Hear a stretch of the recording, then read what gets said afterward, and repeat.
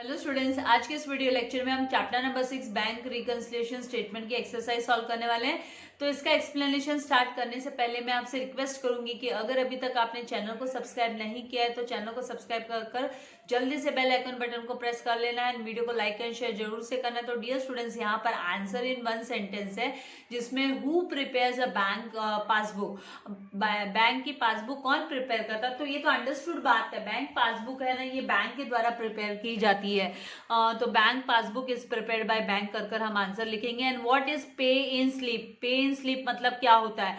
तो पे in slip का मतलब होता है deposit slip. It is also known as deposit slip, कि भाई आपने पैसा जमा किया रहा है या चेक डिपॉजिट किया है तो उसकी स्लिप आपको पे इन स्लिप कर मिलती है। तो this slip is filled when the account holder, जब अकाउंट होल्डर अपने खाते में पैसा जमा कराता है या चेक डिपॉजिट करता है तो उस समय पर है ना, बैंक में जब डिपॉजिट करता है अपने बैंक अकाउंट में तो उस समय पर ये स्लिप है ना फिल की जाती है। Now what is bank overdraft? Bank overdraft किसे कहते हैं? तो नेगेटिव बैलेंस अगर होता है बैंक अकाउंट में, बैंक अकाउंट का नेगेटिव बैलेंस होता है बैंक में तो उसे है ना बैंक ओडी कहा जाता है, बैंक ओवरड्राफ्ट। इसका मतलब है ना बकाया, मतलब बैंक से हमने ज्यादा पैसा है ना हम लोग ने विड्रॉ कर लिया है जबकि हमारे खाते में उतना पैसा नहीं था, bank overdraft. Now what is withdrawal slip? Withdrawal slip किसे कहते हैं? तो form which is to be filled for withdrawing money, money withdraw करने के लिए। विड्रॉवल का मतलब है ना निकालना, पैसा निकालना, रिमूव करना। तो form which is to be filled, slip का मतलब एक तरीके से फॉर्म ही हो गया। Filled for withdrawing money from bank is known as withdrawal slip, तो उसको विड्रॉवल स्लिप कहा जाता है। Now who sends the bank statement? Bank statement कौन भेजता है? तो bank sends the bank statement to customer. Bank है ना बैंक स्टेटमेंट भेजता है कस्टमर को। Now what does A debit balance in cash book represent? अगर डेबिट बैलेंस होता है कैश बुक में तो क्या रिप्रेजेंट करता है? तो debit balance in cash represent करता है, debit balance in cash indicates the positive balance in the bank. Positive balance को इंडिकेट करता है वो, बैंक में पॉजिटिव बैलेंस को इंडिकेट करता है। Now who prepares a bank reconciliation statement? ये जो रिकंसाइल करना मतलब इसे मैच करना, तो ये कौन प्रिपेयर करता है? बैंक रिकंसिलिएशन स्टेटमेंट किसके द्वारा प्रिपेयर किया जाता है? तो ये बिजनेसमैन प्रिपेयर करता है बैंक रिकंसिलिएशन स्टेटमेंट। क्यों प्रिपेयर करता है? जब इसको इसकी कैश बुक का बैलेंस और पासबुक का बैलेंस जब मैच नहीं होता है तो वो है ना अपने रिकंसाइल करता है अपने अकाउंट के बैलेंसेस को। Now what does debit balance in passbook represent? जो पासबुक में डेबिट बैलेंस होता है वो क्या रिप्रेजेंट करता है? तो वो डेबिट बैलेंस इन पासबुक है वो बैंक ओवरड्राफ्ट को रिप्रेजेंट करता है। Now next is on which side is interest on bank deposit recorded in passbook? interest on bank कौन से साइड है ना डिपॉजिट, जो बैंक डिपॉजिट में जो इंटरेस्ट साइड होता है, इंटरेस्ट ऑन बैंक है वो डिपॉजिट के डिपॉजिट रिकॉर्डेड इन पासबुक कहाँ पे है ना, जब इंटरेस्ट डिपॉजिट किया जाता है अब बैंक अकाउंट में तो पासबुक में कहाँ पर उसे प्रेजेंट करते हैं? तो interest on bank deposit is recorded on the credit side, credit side in the passbook. Passbook के क्रेडिट साइड में वो प्रेजेंट किया जाता है, दिखाया जाता है। Now why is bank reconciliation statement prepare? क्यों प्रिपेयर करते हैं? बैंक रिकंसिलिएशन स्टेटमेंट को क्यों तैयार किया जाता है, क्यों प्रिपेयर किया जाता है? तो because it explains and clarifies the causes of disagreement.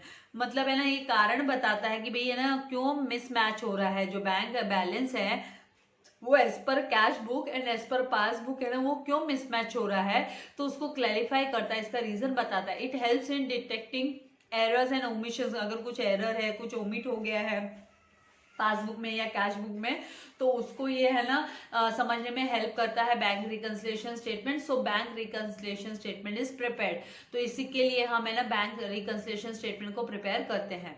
Now question number 2 यहाँ पर है, गिव वन वर्ड टर्म देना है, फ्रेज देना है which can substitute each of the following statement. नीचे दी हुई जो स्टेटमेंट्स है उनको ये सब्सटीट्यूट करता है। तो यहाँ पर सबसे पहले the account on which bank, the account on which overdraft facilities allowed by bank. कौन से अकाउंट पर है ना ओवरड्राफ्ट फैसिलिटी अलाउ करती है बैंक? कौन से अकाउंट पे अलाउ करती है ओवरड्राफ्ट की फैसिलिटी? ओवरड्राफ्ट की फैसिलिटी मतलब it's like a loan, businessman को जो है ना शॉर्ट टर्म लोन की तरह काम करता है ये।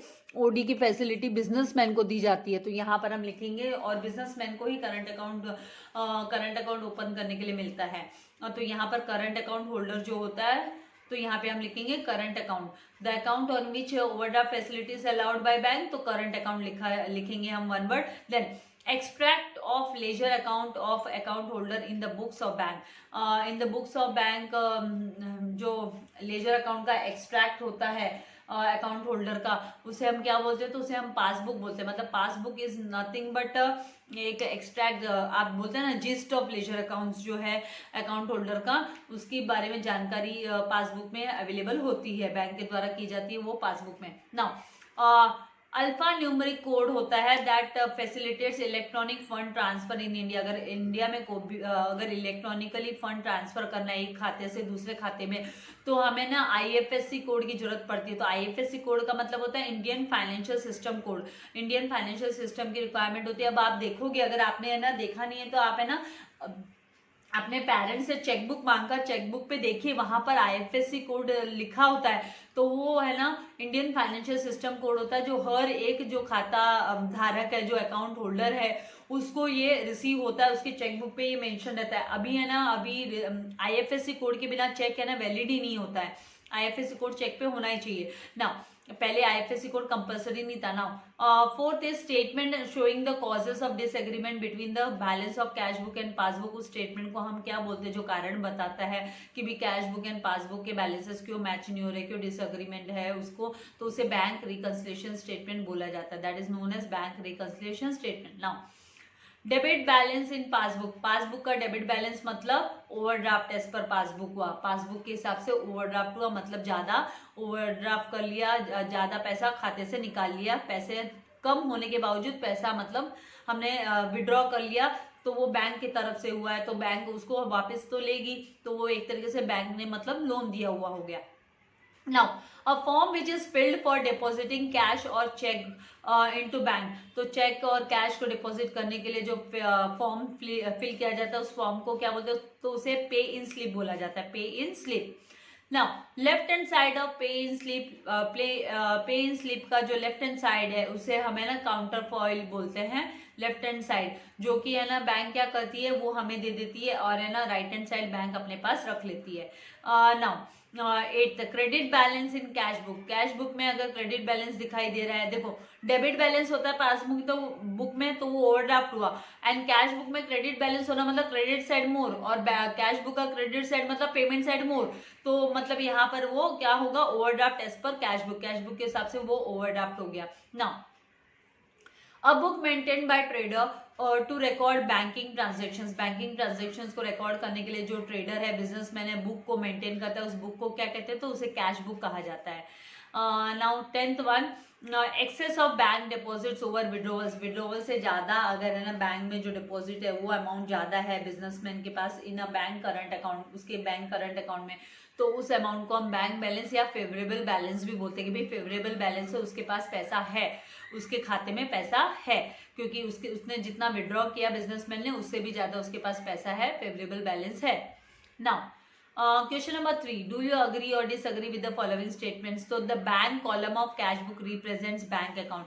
जो बैंक कॉलम होता है कैश बुक का वो रिप्रेजेंट करता है बैंक अकाउंट को, तो agree. Now bank statement enables account holder to prepare bank reconciliation statement. तो यस, हम ये अग्री करते हैं, क्योंकि with the help of passbook and with the help of the cash book है ना बैंक रिकंसिलिएशन स्टेटमेंट प्रिपेयर कर सकते हैं हम। Now cheques issued for payment but not presented to bank.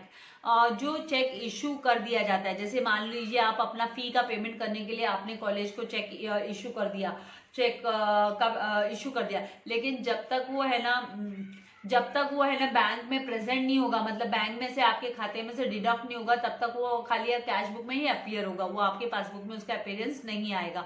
तो yes, we agree. Now bank reconciliation statement is prepared only during the year end. क्या year end के समय पर प्रिपेयर किया जाता है? ये नहीं, ये डिसअग्री, मंथली भी प्रिपेयर करते हैं। Now bank reconciliation statement is similar to bank statement. वो क्या बैंक स्टेटमेंट के जैसा ही सिमिलर होता है? नहीं, ये गलत है, डिसअग्री, बैंक स्टेटमेंट की तरह नहीं होता ये। Now bank balance as per cash book is always equal to bank balance as per passbook. ये हमेशा इक्वल होता है। अगर ये इक्वल होता एज पर कैश बुक का balance and as per passbook का जो बैंक के हिसाब से जो बैंक बैलेंस है वो अगर दोनों सेम होते तो फिर ये है ना बैंक रिकंसिलिएशन स्टेटमेंट तैयार करने की जरूरत ही नहीं पड़ती। तो यहाँ पे हम इस स्टेटमेंट से डिसएग्री करते हैं। Now bank advice is send by the businessman to bank, bank advice भेजी जाती है क्या बिजनेसमैन को बैंक के द्वारा, तो नहीं, ये डिसएग्री करते हैं हम लोग। Now pay in slip is use for depositing cheque into bank, pay in slip है ना वो चेक डिपॉजिट करने के लिए भी है ना हम फिल करते हैं, इवन कैश डिपॉजिट करने के लिए भी फिल करते हैं, तो अग्री करेंगे हम। Now difference in cash book balance and passbook balance में अराइज ड्यू टू एरर्स, ये है ना एरर्स की वजह से है ना अराइज हो सकता है, जो डिफरेंस अराइज होता है कमिटेड वाइल रिकॉर्डिंग करने के समय पर है ना, ये डिफरेंस है ना कैश बुक में जो बिजनेसमैन के मेंटेन करता है, एंड पासबुक जो कि है ना बैंक है ना तैयार प्रिपेयर करके देता है। हाँ पासबुक होती है हमारे पास है, लेकिन एंट्रीज है ना बैंक के द्वारा की जाती है, हम अपने हाथों से पासबुक में एंट्री नहीं करते हैं, बैंक पासबुक में हम एंट्री नहीं करते। कैश बुक में हम एंट्री कर सकते हैं, हम एज अ बिजनेसमैन हम कैश बुक में, या women as a business women हम कैश बुक में एंट्री कर सकते हैं। Now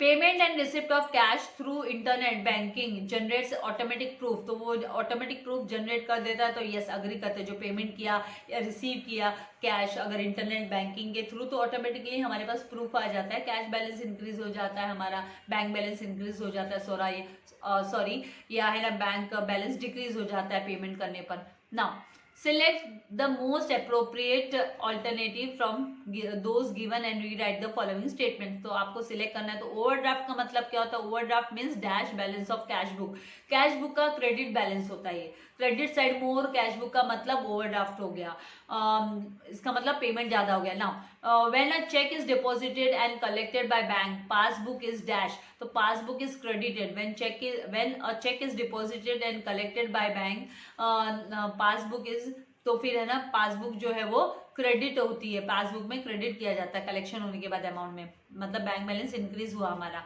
now when a check is deposited, a dash is a summary of financial statements that take over a period of time on a bank account, तो उसको bank statement बोला जाता है, bank statement. Then debiting an entry in cash book, cash book में अगर कोई entry debit करते हैं हम तो मतलब हमारा कैश बैलेंस है वो इंक्रीज होता है, क्योंकि है ना कैश बुक का जो है ना डेबिट साइड होता है जो कि लेफ्ट साइड में हम लिखते हैं, डेबिट लेफ्ट साइड में होता है, तो कैश बुक का जो डेबिट साइड होता है वो है ना रिसिप्ट साइड होता है, उसको हम रिसिप्ट बोलते हैं, जितने भी रिसीव होती है कैश रिसीव होता है तो उससे क्या होगा कैश बैलेंस इंक्रीज होगा, तो हम इंक्रीजेस वर्ड को फिल करेंगे यहाँ पर।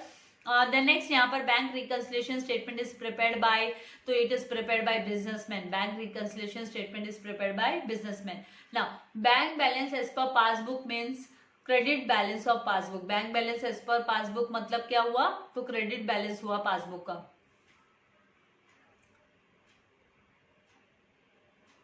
Now bank gives overdraft facility to, किसको ओवरड्राफ्ट फैसिलिटी देती है, मतलब ओवरड्राफ्ट मतलब एक तरीके से छोटा सा लोन टाइप हो गया, तो ये किसको प्रोवाइड करती है, कौन से अकाउंट होल्डर को, तो करंट अकाउंट होल्डर को, जो कि बिजनेसमैन के पास ही होता है करंट अकाउंट होल्डर, बाकी लोगों के पास नहीं होगा। बिजनेसमैन करंट अकाउंट होल्डर की फैसिलिटी रिसीव करता है बैंक से। Now debit balance as per the cash book is also known as dash balance, तो जो डेबिट बैलेंस होता है कैश बुक का उसको हम फेवरेबल बैलेंस भी बोलते हैं, debit balance of cash book is also known as favourable balance. Now when extracts of cash book and passbook are given for uncommon periods, जो अनकॉमन पीरियड्स के लिए जब कैश बुक एंड पासबुक का extract दिया जाता है तो only dash items are considers, तो खाली हम जो कॉमन आइटम्स होते हैं उनको ही हम कंसिडर करते हैं।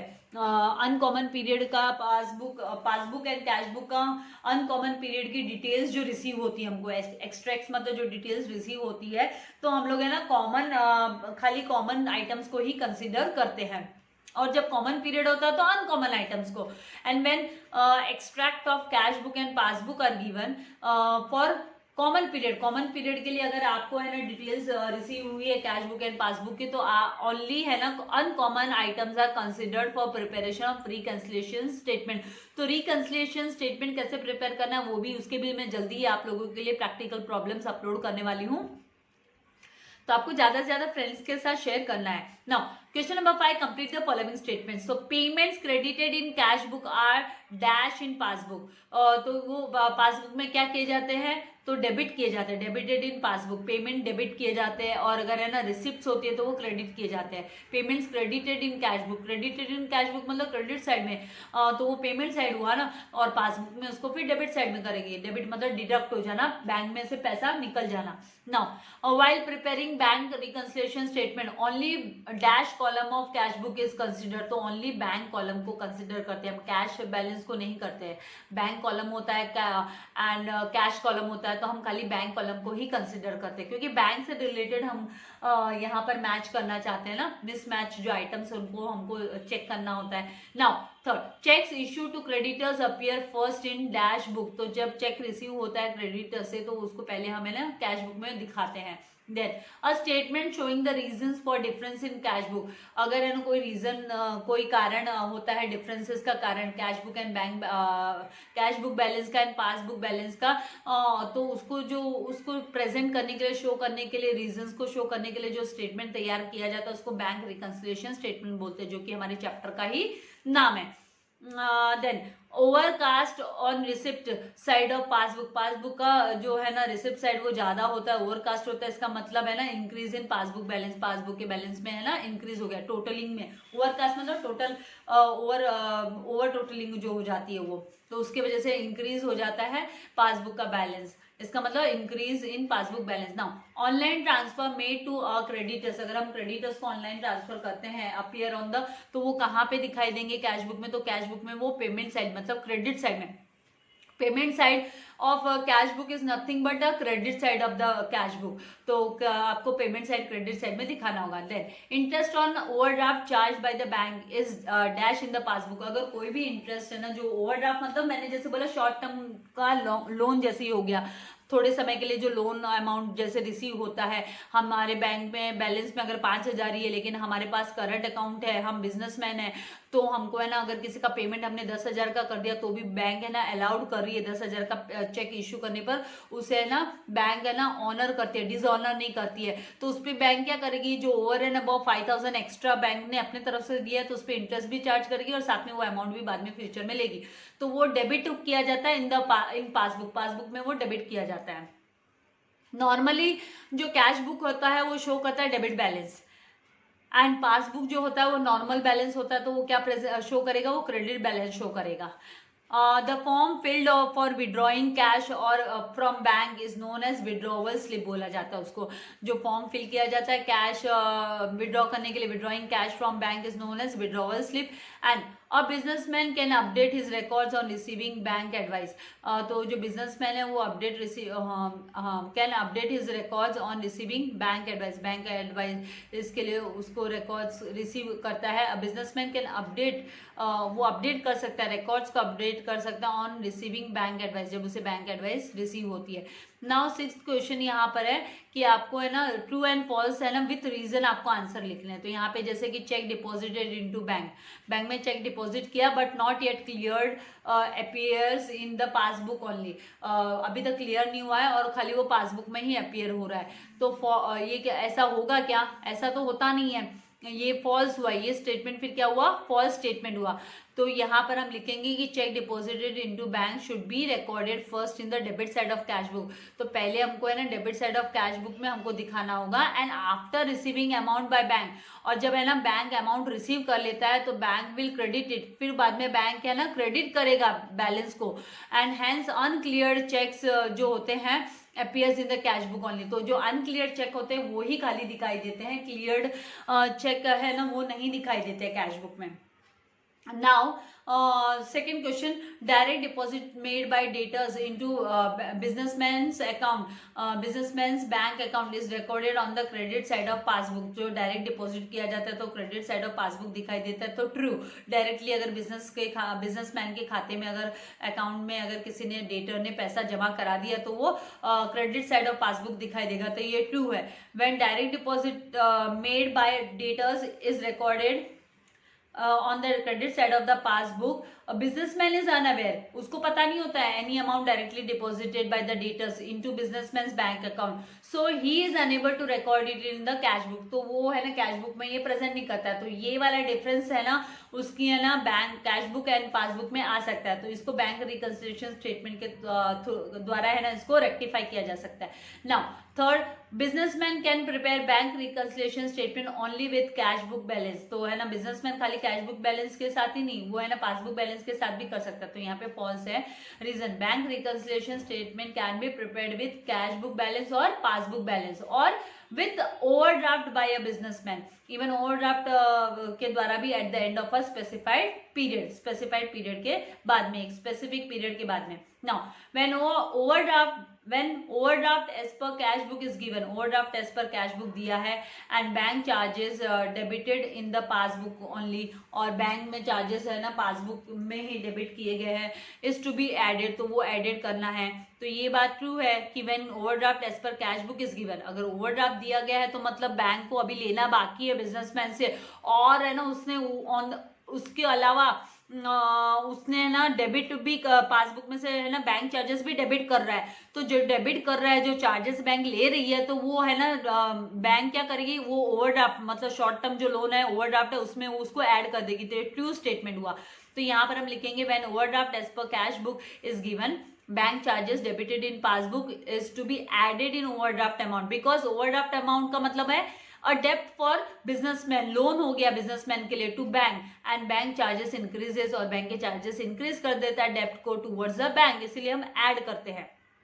Now bank reconciliation statement is send by bank to businessman, businessman को भेजा जाता है, तो ये ट्रू है कि बिजनेसमैन को बैंक स्टेटमेंट भेजा जाता है बैंक के द्वारा बिजनेसमैन को, तो bank provide to bank statement, bank provides to bank statement to account holder, because bank statement is a summary, ये समरी होती है और फाइनेंशियल ट्रांजेक्शन की summary which have taken place over a given period of time, जो भी transactions हुए हैं payment के हुए या रिसिप्ट के हुए, तो वो सब इसमें टाइम टू टाइम जो भी बैंक ने जो ट्रांजेक्शन्स किए हैं तो वो उसकी जानकारी बैंक है ना अकाउंट होल्डर को देती है between bank and his customer and it's matter of service, और साथ ही ये जो बैंक स्टेटमेंट भेजना मतलब ये एक तरीके से ना बैंक है ना सर्विस दे रही है अपने कस्टमर को, अपने क्लाइंट को, जो उसका अकाउंट होल्डर है, खाता धारक है, उसको डिटेल्स बताकर। Now correct and rewrite the following statements, so the form filled for depositing cash और cheque into bank is known as, तो उसको पासबुक बोलते हैं क्या, तो वो फॉर्म फिल करते हैं उसको पासबुक नहीं बोलते, उसको पे इन स्लिप बोलते हैं, तो हमको क्या लिखना होगा, पूरा स्टेटमेंट फिर से लिखना होगा, रीराइट द फॉलोइंग स्टेटमेंट मतलब पूरा स्टेटमेंट फिर से लिखो, the form filled for depositing cash or check into bank is known as pay in slip, उसको pay in slip बोला जाता है। Now bank reconciliation statement is prepared by bank, तो bank reconciliation statement is prepared by trader, उसको trader prepare करता है, उसको bank नहीं prepare करती है। Now debit balance as per passbook is known as favourable balance, debit balance as per passbook वो favourable balance नहीं होता है, वो ओवरड्राफ्ट बैलेंस होता है, अनफेवरेबल हुआ, तो debit balance as per passbook is known as unfavourable balance, जिसे हम ओवरड्राफ्ट भी बोलते हैं। Now when a cheque is deposited into bank it is credited in cash book, जब चेक डिपॉजिटेड किया जाता है बैंक में तो वो है ना कैश बुक में क्या क्रेडिट किया जाता है, तो when a cheque is deposited into bank it is debited in cash book, तो वो रिसिप्ट साइड, क्योंकि जो कैश बुक का जो डेबिट साइड होता है वो रिसिप्ट साइड होता है, तो वो है ना कैश बुक में हम डेबिट साइड में लिखेंगे उसको, जो चेक डिपॉजिट किया जाता है बैंक में। Now when extracts are given for a common period, अगर कॉमन पीरियड के लिए जो डिटेल्स दी हुई है, एक्सट्रैक्ट्स दिए हुए हैं, only common items are to be considered, तो कॉमन आइटम्स नहीं, अगर आपको कॉमन पीरियड दिया है तो अनकॉमन आइटम्स, और अगर आपको अनकॉमन पीरियड दिया है तो आपको कॉमन आइटम्स ऐसे लेना होता है, तो यहाँ पर व्हेन वाइस वर्सा होता है, तो when extracts are given for common period only uncommon items, तो कॉमन आइटम्स की जगह पे हम रिप्लेस करेंगे only uncommon items are to be considered, तो इस तरीके से आपको आंसर्स लिखना है। तो आई होप आपको ये जो एक्सरसाइज के सॉल्यूशंस आपको समझ में आ गया। इसका जो नेक्स्ट क्वेश्चन है उसको मुझे आपको कैलकुलेशन सॉल्व करके दिखाना है, तो वो उसका वीडियो मैं आपको नेक्स्ट टाइम में आपके लिए अपलोड करूंगी। आज की वीडियो में इतना ही आप लोगों के लिए है तो आपको लाइक करना एंड शेयर करना नहीं भूलना है। वेरी वेरी इंपॉर्टेंट, अगर अभी तक सब्सक्राइब नहीं किया है तो चैनल को सब्सक्राइब कर बेल आइकन बटन को प्रेस करना है ताकि आपको लेटेस्ट वीडियो के नोटिफिकेशंस मिलते रहे। Thank you very much. God bless you all dear students.